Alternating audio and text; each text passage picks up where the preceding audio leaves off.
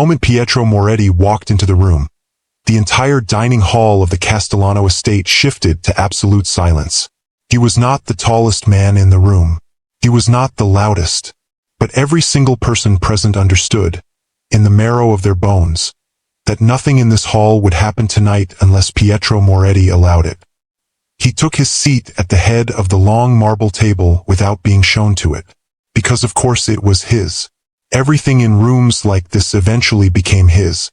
Don Aldo Castellano, the underboss who had spent 3 weeks orchestrating this gathering, moved toward him with the careful energy of a man approaching a sleeping lion. Aldo was 62 years old. He had survived 4 turf wars, 2 assassination attempts, and 1 very bad winter in Sicily. Tonight, he was nervous in a way that none of those things had ever made him. Don Moretti. He spread his arms wide. You honor this house. Pietro looked at him once. The look was not warm. It was not cold either. It was simply precise, the way a surgeon looks at a chart before deciding where to cut. Sit down, Aldo, he said quietly. Aldo sat. The hall exhaled. Aldo's son refilled Pietro's glass without being asked. Aldo's wife smiled from 3 seats down without being acknowledged. The entire Castellano family, one of the most feared in the Northern Territory, rearranged themselves like furniture around the single fact of Pietro Moretti's presence. Then Aldo leaned forward, and his expression shifted into something practiced. The face of a man about to offer something he believed was generous. Don Moretti, he said, lowering his voice into the register reserved for important things. I wanted tonight to be special, not just business. He gestured, a slow, proud sweep of his hand, down the length of the room. I have arranged something, a selection, women of excellent family. My daughter, Ginevra, is here.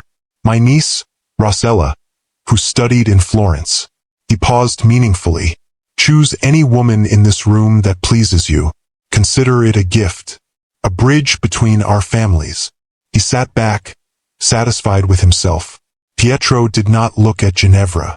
He did not look at Rossella. He did not look at the elegant women arranged along the east wall like a display in a gallery. Dressed beautifully, positioned carefully, each of them performing composure with varying degrees of success.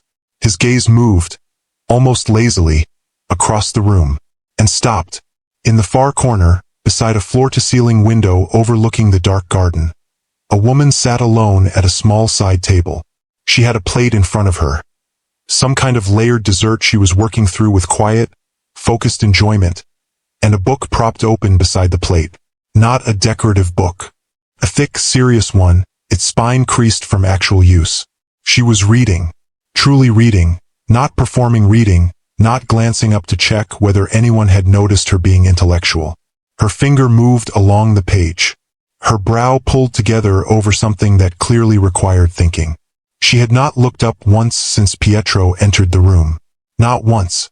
The room, which had collectively noticed where Pietro's gaze had landed, went very still in a new way. Pietro pointed. I want her. The room froze. Someone whispered. She's not part of any family. Vera slowly looked up, met Pietro's eyes, and returned to her page. Pietro, a man feared by hundreds, forgot how to breathe. Stop scrolling, don't skip this one. This one's worth every second. Like, subscribe, and let's go. Aldo's face did something complicated. Don Moretti, that she is not part of the arrangement. She is not one of ours. I didn't ask who she was, Pietro said. Her name is Vera Michael. She is a consultant. American. She's here because my son hired her firm to review our import logistics. It was a scheduling conflict. She had nowhere else. Aldo was speaking faster than usual, which was how you could tell he was frightened. She has no connections. She is not from any family.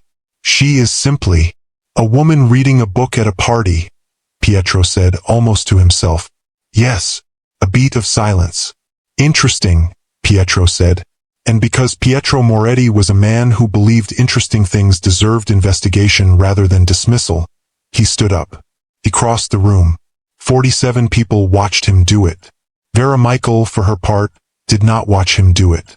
Vera Michael was at a particularly dense passage involving the structural weaknesses of offshore holding companies in jurisdictions with weak regulatory oversight, and she had just found an error in the author's third premise that she wanted to think through carefully before she lost the thread. So when a large, immaculately dressed man stopped beside her table, she held up one finger without looking up, the universal signal for one moment, please, finished her sentence, made a small notation in the margin with the pencil she kept behind her ear, and then looked up. He was looking at her with an expression she couldn't immediately classify. Not the leering look she'd half expected from the various men moving through this room all evening. Not quite curiosity either. More like assessment. The way someone studies an equation they haven't solved yet. "Can I help you?" she asked. "Possibly," he said. He pulled out the chair across from her and sat down. "What are you reading?" She tilted the cover toward him. "Shadow Economies and Structural Risk. Offshore Capital in Unregulated Markets." "For pleasure?" he asked. "For work," she said. "Though I don't think the distinction matters as much as people pretend." She looked at him more carefully. He was one of those men who wore expensive clothes the way other people wore skin, completely unselfconsciously, as though the quality had simply always been there. "You're the reason everyone went quiet when you walked in." "Yes. Pietro Moretti," she said. Not a question. Something shifted slightly in his expression. "You know who I am. I was briefed on the major stakeholders before taking this engagement," she said. "You were on the list." She returned to her book, then paused.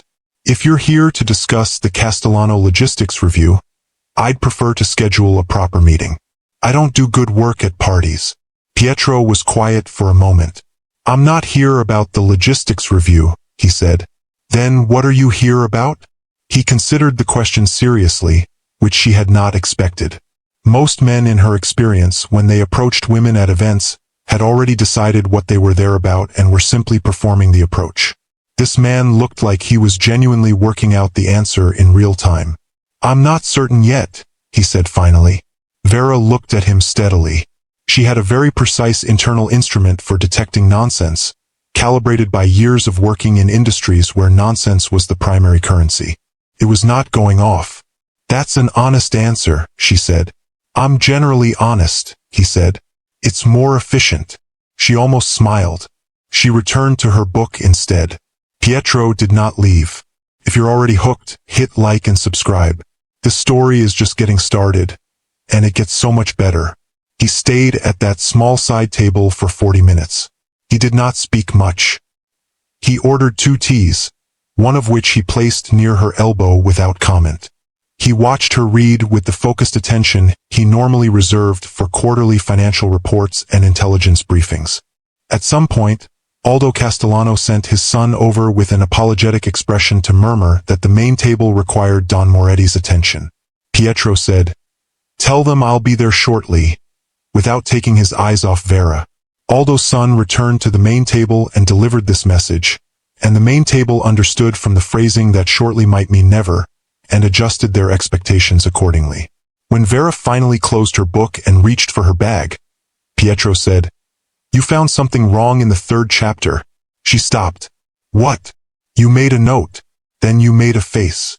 The face was not complimentary. You were watching me read. You were the most interesting thing in the room." She studied him for a moment. The author argues that capital flight in dual jurisdiction structures creates a natural regulatory buffer. But he's ignoring the compounding effect when the secondary jurisdiction has a treaty obligation to the primary. The buffer doesn't exist. It's an illusion. Pietro was quiet for exactly 3 seconds. "Walk me through that," he said. She walked him through it. He did not pretend to follow along. He asked real questions, sharp ones, the kind that only came from someone who understood enough to identify what they didn't understand. He pushed back on 2 of her points. She defended both and conceded a nuance on the second. By the time she finished, she realized they had been talking for another 30 minutes. She also realized, with a sensation like cold water, that she had just outlined a structural vulnerability that applied directly to the offshore arrangements of someone exactly like Pietro Moretti. She had essentially told him where his house had a weak wall. "I should clarify," she said carefully, that I'm speaking in academic terms. Of course, he said. A small silence. You knew exactly what you were doing, she said. I was listening to someone who knew what she was talking about, he said. That's all. Most men in rooms like this don't listen to women who know what they're talking about. Most men in rooms like this, Pietro said, are not me. He said it without arrogance. Just as a statement of fact, the way you'd note that the weather was different in different cities. Vera put her book in her bag. I have an early morning. He stood when she did. She hadn't expected that. Vera Michael, he said. Not a question. Just her name, placed carefully in the air between them, as though he was committing it to a category he didn't have a label for yet. Pietro Moretti, she replied in the same tone. She walked out. He watched her go. Somewhere behind him, he was dimly aware that Aldo Castellano was having a very stressful evening. Pietro did not care about that. He cared about the woman who had held up one finger at him without looking up, and then explained offshore regulatory theory with the calm certainty of someone who had never once considered whether the person across from her was frightening. He had been in this world for 31 years. He had met diplomats and criminals and everyone in between. He had been feared and respected and negotiated with and deceived. He had never been simply spoken to, like a colleague, like a person. It was, Pietro Moretti decided on the drive home, the strangest thing that had happened to him in a very long time. He intended to understand it. The problem was that understanding Vera Michael required continued proximity to Vera Michael. And Pietro, who had an organized mind that processed problems as problems rather than pretending they were something else, set about making that happen. Vera's firm, Meridian Risk Analytics, had been engaged to review 3 import logistics companies with significant overlap in their financial architecture. 2 of those companies had silent partners. One of those silent partners sat in a boardroom on the 14th floor of a building in Milan that Pietro's organization used for certain meetings. He requested, through the appropriate channels, entirely legitimately, that Meridian's lead analyst present her preliminary findings directly to the partnership board. Vera arrived on a Tuesday morning with a laptop bag, a coffee, and absolutely no awareness that the boardroom contained Pietro Moretti until she opened the door and saw him sitting at the far end of the table. She stopped. He watched her process this. Mr. Moretti, she said finally. I wasn't informed you'd be attending. I wasn't informed either, he said. I added myself this morning. A beat of silence. That's not how professional engagements work, she said. No, he agreed. It isn't. She looked at him with the expression he was beginning to recognize, the expression of someone deciding whether a confrontation was worth the energy. She apparently decided it wasn't. She sat down, opened her laptop, and began her presentation with exactly the same level of composure she would have brought to a room that did not contain the most feared man in the Northern Territory. Pietro watched her present and understood, within about 6 minutes, that she was genuinely excellent at what she did. Not performed excellence, the real kind which is indifferent to whether anyone in the room is impressed. She had found 2 risks in the logistics structure that the organization's own internal team had missed. She laid them out with the clarity of someone who had already solved the problem and was simply explaining the solution. When she finished, the other men in the room looked at Pietro to determine what they should think. Pietro said, "The analysis on the secondary liability structure. Expand on that." Vera expanded on it. He asked 3 more questions. In her answer to the third, she pointed out almost as a parenthetical that the exposure was larger than her slide indicated. She had estimated conservatively because she wasn't yet certain of 2 variables. The other men in the room were quietly sweating. Vera was drinking her coffee. Pietro called a 15-minute break. In the corridor, he walked up beside her while she was checking her phone. "Your conservative estimate," he said quietly. "The 2 variables you're uncertain about. Whether the treaty clause is still active or has been superseded," she said, not looking up. "And whether anyone in your organization already knows about this exposure and is managing it quietly." He was quiet for a moment. She looked up. "I said, your organization, and you didn't correct me." "No," he said.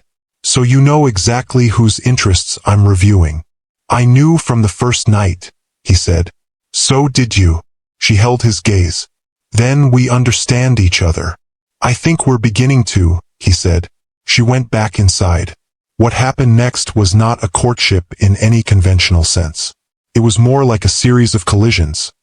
Two people with very different gravitational fields repeatedly finding themselves in the same orbital space and being forced to reckon with each other. Pietro began appearing at meetings he had no strict reason to attend. He was always prepared, had read the relevant documents, had questions worth asking. He never used his presence as performance. He just showed up. Vera treated him with the same professional directness she applied to everyone. She disagreed with him twice in front of other people and was right both times. The second time, he acknowledged it immediately, without the 3-second delay most powerful men needed to renegotiate their ego before admitting error. She noticed that.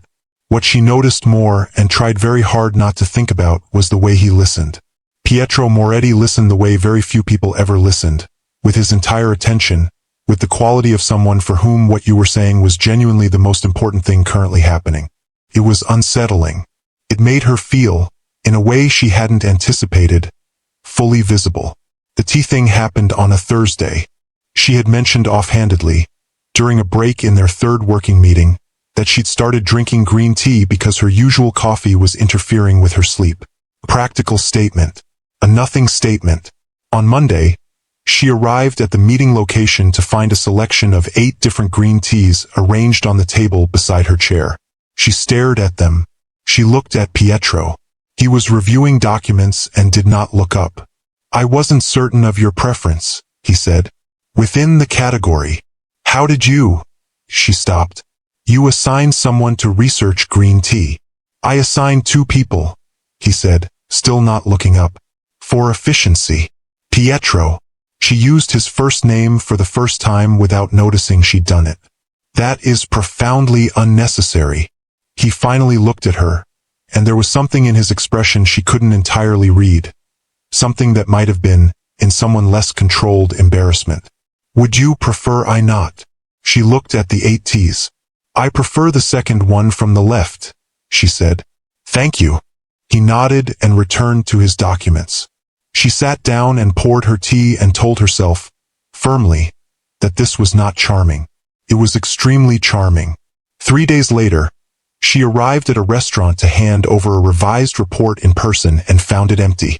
Not closed. Empty. Every other table, which on a Thursday evening should have held perhaps 60 people, was bare. The staff moved quietly around the edges. She stood in the entrance and absorbed this. Pietro rose from the single occupied table. You mentioned you found it difficult to think clearly in crowded environments. I mentioned that once. In passing. I listened carefully, he said. You cleared an entire restaurant. I reserved it. That is not a normal thing to do. He considered this. I understand that. I wasn't attempting normal. He paused, unusual for him. Pietro Moretti was not a man who paused to search for words. I wanted you to be comfortable. She looked at him for a long moment. Then she walked to the table and sat down. You could have asked me what I wanted, she said. I know, he said. I'm less skilled at asking than at arranging. That's something you should probably work on. Probably, he said. He sat across from her. Would you like to order? She laughed. She hadn't meant to. It came out small and genuine, and before she could contain it. Pietro looked at her laugh like a man who had just discovered a new country. No one laughs at you, she said, reading his expression. No, he confirmed. Not generally. That must be lonely. Something moved across his face. He said nothing. She opened the menu. You cleared it for the whole evening? She asked, after they'd ordered and the first quiet settled between them. Until you were finished, he said. And if I'd stayed until midnight? Then the staff would have stayed until midnight. She looked at him over the rim of her water glass. Does it occur to you that most people can't operate like this? I'm aware, he said. It doesn't seem to bother you. Should it? She thought about it honestly. I suppose not. You didn't choose to be born into this world any more than anyone chooses their particular situation. You simply work with what you have. He tilted his head slightly. That is the most neutral assessment of my life I've ever received. I'm trying to be accurate. You're always trying to be accurate. Isn't that the right approach? He considered it. Most people prefer comfort to accuracy. Most people are also frequently surprised when things go wrong, she said. I find the two things are related. He looked at her with the expression she was beginning to notice too much, sharp and quiet at the same time, like a light in a window across a dark street. You said the other night that you want stability, he said. What does that mean to you, concretely? Nobody asked her questions like this. People in her professional life asked about conclusions and methodologies. People in her personal life asked whether she was eating enough and when she was going to slow down. Knowing where I stand, she said finally, with the people in my life, with my work, with myself. She paused. I grew up watching people perform certainty they didn't have.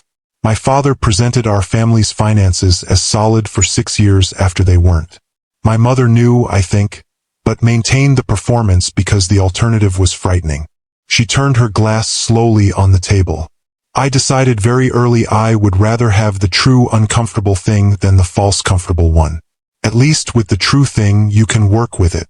Pietro was very still in the way he was still when something had his complete attention. And in relationships, he said. The same, she said. I don't want someone to perform being safe for my benefit. I want to know the actual terrain. He was quiet. That's why you're not frightened of me, he said. It wasn't accusatory. It was something close to wonder carefully contained.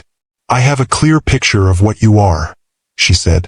That's not the same as not being frightened. It's that the picture is workable. I know what I'm looking at. And what are you looking at? She met his eyes steadily. A man who is very dangerous and also very intelligent and also, I think, genuinely curious about the world, which is rarer than either of the other two things. She paused. And who brought me 8 varieties of tea because he wasn't sure of my preference and apparently defaults to comprehensive solutions when uncertain. The corner of his mouth moved, very slightly. On anyone else it wouldn't have registered as a smile. On Pietro Moretti it was practically exuberant. The tea worked, he said. The second from the left, she said. I know, he said. I remembered. She looked at him a moment longer than she intended to. The weeks that followed had a quality Pietro didn't have a precise word for. He spent considerable time trying to identify the word. The closest he arrived at was anticipation, but it was anticipation without a defined object, which was uncomfortable for a man who organized his entire existence around defined objects. He thought about Vera Michael more than was strategically justified. He thought about specific things. The way she held a pen, slightly wrong, thumb too far forward, which she had probably never corrected because it worked for her and she didn't care about conventional form. The way she built an argument, laying each piece down in sequence before revealing where she was going, so that by the time she arrived at the conclusion you understood not just what it was but why it was inevitable. The way she spoke to him, without the weight of what he was pressing down on every word, without the careful distance most people maintained. His most trusted lieutenant, Marco, noticed. You are different lately, Marco said. I'm not different. You smiled at a quarterly report. I was pleased with the numbers. You smiled, Marco said. At paper. You have not done that. Pietro reorganized a paperweight on his desk. Is there anything else? The analyst, Marco said. Vera Michael. The security detail you assigned her. Standard practice when a consultant has access to sensitive information. It is not standard practice for the detail to also be instructed to note her preferred coffee order and report it to your assistant. Pietro said nothing. Don Moretti, Marco said carefully. I have worked for you for 14 years. I have seen you dismantle organizations and rebuild them. I have never seen you assign a man to monitor someone's beverage preference. Her preferences are relevant to managing the professional relationship effectively. She doesn't know about the detail. She knows I'm careful. Marco looked at him for a long moment. He had survived 14 years in Pietro's employ by knowing precisely when to press and when to withdraw. He withdrew now. The Ferrantini situation needs your attention, he said. Tell me. The The Ferrantini situation, Pietro discovered, was considerably more serious than initially briefed, and it led, as these things sometimes did, to information that changed the shape of everything. Started with Vera. She arrived at their standing Tuesday meeting with an expression he had learned to read as I found something significant. She sat down, opened her laptop, and turned it to face him without preamble. "I need you to look at this," she said. What he was looking at was a network diagram. Financial flows mapped across 6 months, color-coded by institution and jurisdiction. She had built it herself. The architecture was characteristic of her, clean and ruthlessly logical. "Senator Giorgio Damiani," she said. "This is his family office on the left. These are the 3 intermediaries he uses. And this," she traced a line with her finger, "is a sustained, coordinated pattern of capital movement designed to create the appearance of instability in 4 specific business sectors." Pietro looked at the diagram. "Those 4 sectors," he said slowly, "correspond almost exactly to your core legitimate holdings," she said. "Someone has been systematically manufacturing economic pressure designed to make your operations look fragile and ungovernable to your own people." She paused, "and then buying access to the assets through apparently unrelated intermediaries as the distress increases." The room was very quiet. "Not violence," she said. "No physical confrontation at all. Economic suffocation. It's elegant, actually, from a purely structural standpoint." She caught herself. "I don't mean. You're describing it technically," he said. "Yes." He looked at the diagram for a long time. "How long have you known?" he said finally. "I saw the first pattern 3 weeks ago. I thought it was coincidence. I've been building the full picture since then." She met his eyes. "I'm showing you now because I'm certain." "Why are you showing me at all?" he said. "You owe me nothing. You could have closed this engagement, delivered your standard report, and walked away." She was quiet for a moment. "Because it's true," she said. "And I don't suppress true things." He looked at her. "Also," she said, with a precision that he was beginning to understand was how she approached things she found difficult to say directly, "I don't like watching something be destroyed from the inside when the person being destroyed doesn't know it's happening." The silence stretched. "I have been in this life for 31 years, Pietro said. "Many people have tried to take things from me, most through force." He looked at the diagram again. "No one has tried this before. It's better than force," she said. "Harder to see, harder to prove. And by the time the damage is obvious, it's usually too late. You stopped it from being too late." She looked at him very directly. "I found the evidence. What you do with it is not my department." He almost smiled. "No, I suppose it isn't." He leaned back. Something in his expression had shifted. A layer dropped, the way layers drop in long negotiations when both parties have finally said the real thing. Beneath it he looked, for a moment, like a man who was tired in a way that had nothing to do with sleep. "You protected something that isn't yours," he said. "I protected the truth," she said. "Your organization happened to be adjacent to it. Is that what you tell yourself?" She was quiet for a beat. "It's accurate." "It's accurate," he agreed. "And also not the whole story." She didn't answer that, but she didn't look away either. The International Financial Stability Summit was held every 18 months in Milan, attended by central bankers, regulators, and senior analysts from the continent's largest financial institutions. Vera had been invited to present on structural risk in unregulated capital markets, her actual area of expertise, the legitimate reason she had been in Italy at all. She spent 4 days preparing a presentation that began as her standard regulatory analysis and ended with the complete documented evidence of Senator Giorgio Damiani's manipulation network, laid out with the methodical, irrefutable clarity of someone who understood that truth was only powerful when it was impossible to argue with. She told Pietro 2 days before. He was quiet for a long time after she finished explaining. "This will not be comfortable for you professionally," he said. "Probably not," she said. "Damiani has friends. Many friends. Influential ones. I know. You will be attacked. Your findings will be challenged. There will be efforts to discredit you personally and professionally. I know that too." He looked at her. Then why? Because it's true, she said. You already know that's my answer. I want your actual answer. She was quiet for a moment, the kind that meant she was deciding how honest to be. Because someone tried to destroy something carefully and quietly and make it look like ordinary deterioration, she said. And I find that genuinely offensive. It uses the appearance of legitimate process to accomplish something that is not legitimate. She paused. I don't defend what you are. But what was being done to you was structurally dishonest, and I don't let that stand when I can see it clearly. Pietro said nothing for a long time. I need you to understand something, he said finally. His voice was very level. I will not be able to protect you from what comes after. Not fully. My ability to act in spaces like this, official, public, institutional, is limited by what I am. I know what you are, she said. Yes, he said. You do. Better than most. The summit hall held perhaps 300 people, including 2 parliamentary observers and a senior representative from the European Regulatory Authority. Vera built her case the way she always built cases.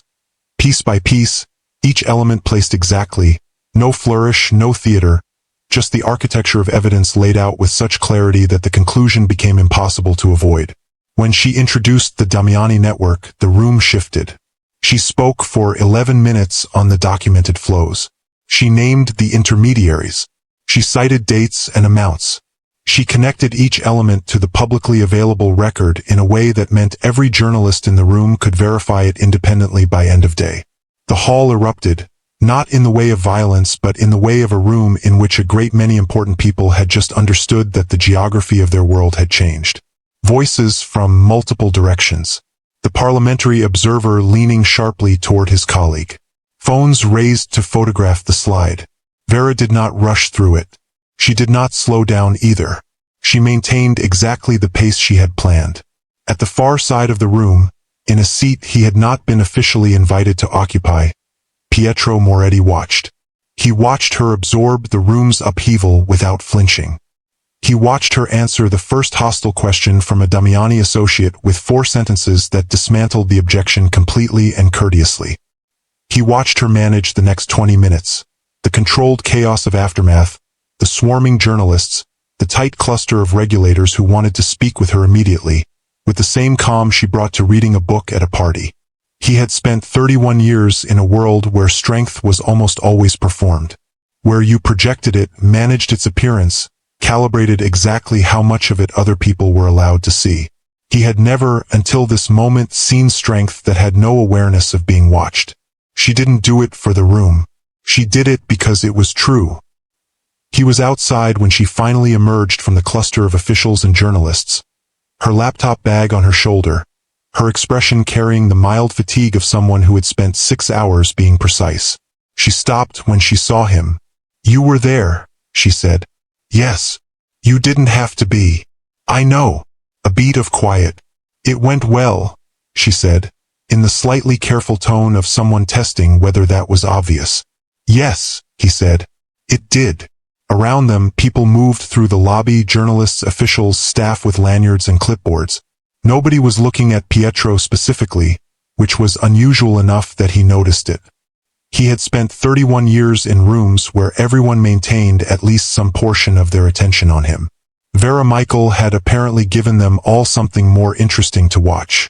He found himself unexpectedly grateful for that. Why? He said quietly.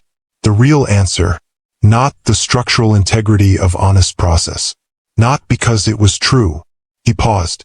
Why stand beside me, knowing exactly what I am? She looked at him for a long moment. The crowd moved around them and neither of them moved. Because you never once asked me to pretend you were anything else, she said.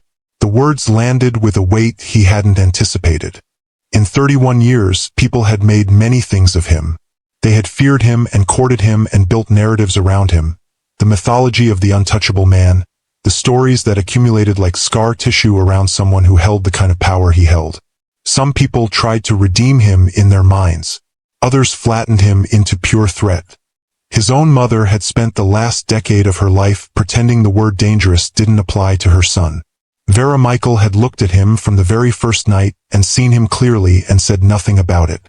No performance of bravery. No pretense that it wasn't there.